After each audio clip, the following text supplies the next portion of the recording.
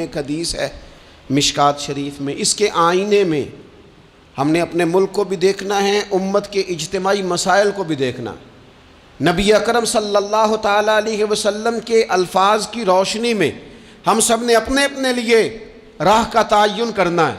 اللہ کے پیارے حبیب صلی اللہ تعالیٰ علیہ وسلم نے فرمایا، جب کسی قوم میں خیانت ظاہر ہوتی ہے اور پھر وہ خیانت کھلم کھلا ہونے لگتی ہے اعلانیہ، رشوت کا نام لوگوں نے تحفہ نہیں رکھ لیا، گفٹ نہیں رکھ لیا، کھلم کھلا نہیں سارا کچھ ہو رہا، کھا گئی اس ملک کو کمیشن، کھا گئی۔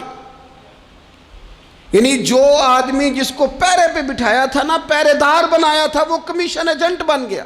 جس کو بٹھایا تھا نا کہ تو راہبر بن جا، وہ راہزن بن گیا، اس نے تھوڑا تھوڑا کر کے بیچنا شروع کر دیا، تھوڑا تھوڑی سوداگری شروع کر دی۔ میرے رسول اکرم صلی اللہ تعالیٰ علیہ وسلم فرمانے لگے، جب کسی قوم میں خیانت ظاہر ہوتی ہے اور کھلم کھلا ہونے لگتی ہے تو اللہ تعالیٰ اس قوم کے دلوں میں اس کے دشمنوں کا خوف اور ڈر ڈال دیتا ہے۔ خائن دشمنوں کے مقابلے میں بزدل ہو جاتے ہیں، خوف کھاتے ہیں۔ ان کے اندر طاقت ہونے کے باوجود بزدلی جڑ پکڑتی ہے، کیوں؟ کہ خائن ہے۔ معنی کیا ہے؟ طاقت ہتھیاروں سے نہیں آتی۔ معنی کیا ہے؟ طاقت اسلحے سے لیس ہو کے نہیں آتی، بلکہ میرے محبوب کی یہ حدیث بتاتی ہے، طاقتور وہ ہوتا ہے جو امانت دار ہوتا ہے۔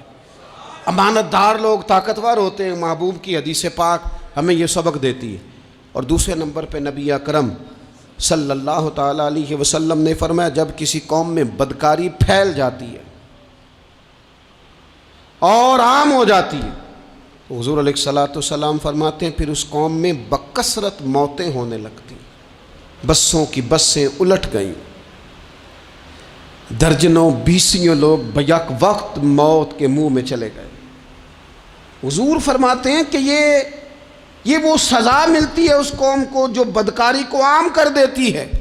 کس قدر فروغ دیا گیا گندی گفتگو کو، کس قدر زیادہ عام ہو گئے کچے اور بیہودہ جملے، کس قدر زیادہ لوگوں میں وہ چیزیں عام کی گئیں جو کوئی بھی مہذب معاشرہ اپنے بچوں اور بہن بھائیوں میں بیٹھ کر ان کا سننا اور بولنا پسند نہیں کرتا۔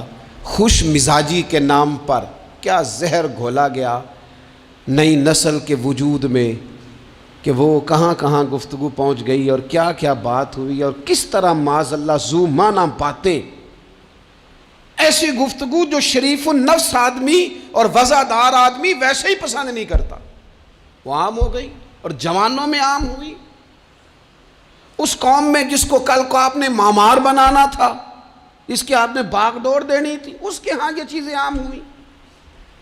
اور پھر تیسرے نمبر پر رسول رحمت صلی اللہ تعالیٰ علیہ وسلم نے فرمایا، جو قوم ناپ تول میں کمی کرنے لگتی ہے، پیمانے اور ترازو ٹھیک نہیں رکھتی، اس قوم کی روزی کاٹ دی جاتی ہے، برکت اٹھ جاتی۔ سارا دن محنت کرتے ہیں لوگ، سارا دن تجارتیں ہوتی ہیں، سالوں بیت گئے کمائیاں کرتے، دادا بھی، بیٹا بھی، پوتا بھی، چار بھائی بھی لگے ہوئے، کمائی پہ کمائی، محنت پہ محنت، کوئی ملک سے باہر ہے، کوئی ملک کے اندر جدوجہد کر رہا ہے، کوئی کہیں ہے، کوئی کہیں ہے، لیکن برکت کٹ گئی۔ کیوں؟ اس لیے کہ لیتے وقت اس کا انداز اور ہے اور دینے لگتا ہے تو پھر اس کا انداز اور ہے۔ جب کسی سے وصولی کرتا ہے تو اسے کہتا ہے خدا کا خوف کر، اور جب خود دینے لگتا ہے تو پھر یہ بھول جاتا ہے، پھر اسے یاد ہی نہیں رہتا۔ حضور فرماتے ہیں جب قومیں ناپ تول میں کمی کرتی، پیمانے کمزور کر لیتی، یہ جب لوگوں کو کاٹ کے دینے لگتی ہیں تو پھر ان کی روزی کٹ جاتی ہے۔ اور میرے نبی اکرم صلی اللہ تعالیٰ علیہ وآلہ وسلم نے ارشاد فرمایا، جو قوم ناحق فیصلے کرنے لگتی ہے، اوئے ہوئے ہوئے، قاضی تیرے قول سے ڈر لگتا ہے۔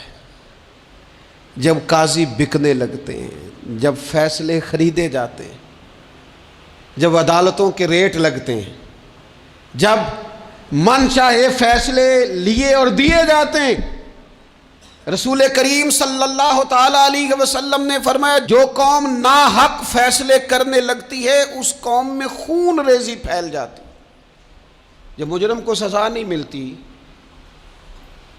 تو پھر میں نے دیکھا ہے کئی دفعہ وہ لوگ جو بڑے اچھے طریقے سے تھرو پراپر چینل گئے تھے کہ میں دروازہ کھٹکھٹاؤں گا عدالت کا، لیکن جب وہاں سے انصاف نہ ملا تو پھر قلم اٹھانے والے ہاتھوں میں بندوق آئی، پھر محبت بانٹنے والوں نے نفرتوں کے جملے بولے، پھر لوگوں نے کہا حق مل نہیں رہا تو اب چھینیں گے.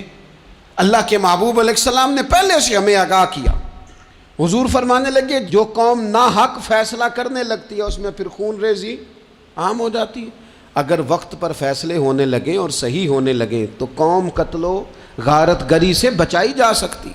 اس لیے اس قاضی کو، اس جج کو سوچنا چاہیے کہ تو مت سمجھنا کہ میں نے دو لوگوں کے بیچ فیصلہ کیا ہے. تیرے ذمہ داری ہے، تیری ڈیوٹی ہے کہ تیرا فیصلہ قوم کو قتل و غارت کی طرف بھی لے جائے گا اور تیرا فیصلہ سوسائٹی میں امن بھی پیدا کر دے گا. اس لیے فرمایا گیا کہ جس بندے کے ذمے فیصلہ کرنا لگایا گیا ہے وہ تو بغیر چھری کے ذبح کر دیا گیا. سوچ سمجھ کر فیصلے. کتنا شوق ہے لوگوں کو سرپنچ بننے کا، کتنا شوق ہے قاضی بننے کا، کتنا شوق ہے فیصلے کرنے کا. یہ مشکل ترین کام، اس میں کوئی سوچ سمجھ کے آئے. اور پھر میرے نبی اکرم صلی اللہ تعالی علیہ وسلم نے فرمایا جو قوم عہد شکنی کرتی ہے، بد عہدی کرتی ہے، اللہ تبارک و تعالیٰ اسے سزا یہ دیتا ہے کہ اس کے دشمن اس پر غالب ہو جاتے ہیں، مسلط کر دیے جاتے ہیں. دشمنوں کا غلبہ ہونے لگتا ہے، مسلط ہونے لگتے ہیں، کیونکہ یہ بد عہد ہیں. بد عہد آدمی کا ویسے ہی وقار چلا جاتا ہے، لوگ اس پر اعتبار ہی نہیں کرتے. مجھے بتائیے دنیا میں بہترین بزنس مین کون ہوتا ہے؟ انویسٹمنٹ زیادہ کرے. دنیا میں بہترین بزنس مین کے جو اصول لکھے ہیں، بہترین تاجر، بہترین کاروباری بندہ وہ ہوتا ہے جس پر لوگ اعتبار کریں، جس کا مارکیٹ میں اعتبار ہو، جس کے بارے میں کہا جائے سودا ٹھیک دیتا ہے، پیسے وعدے پہ دیتا ہے، یہ انسان ٹھیک ہے، جس پر اعتماد کیا جائے، جس کی شہرت ٹھیک ہو، وہ بہترین بزنس مین ہوتا ہے. یہ اچھے تاجر کے اصولوں میں یہ بات لکھی ہے.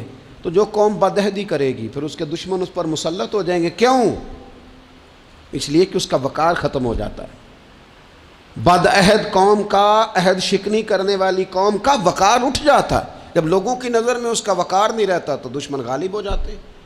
اس لیے یاد رکھیے اس بر صغیر پاک و ہند میں دین اللہ کے فضل سے صوفیاء نے پھیلایا ہے، اور اس طرح پھیلایا ہے، اس پیار سے پھیلایا ہے کہ نرا پھیلایا نہیں، دلوں میں اتارا ہے. لیکن یہاں جو دین لے کے آئے نا، تعارف دین کا جو یہاں ہوا سب سے پہلے وہ عرب کے تاجروں کی وجہ سے ہوا تھا.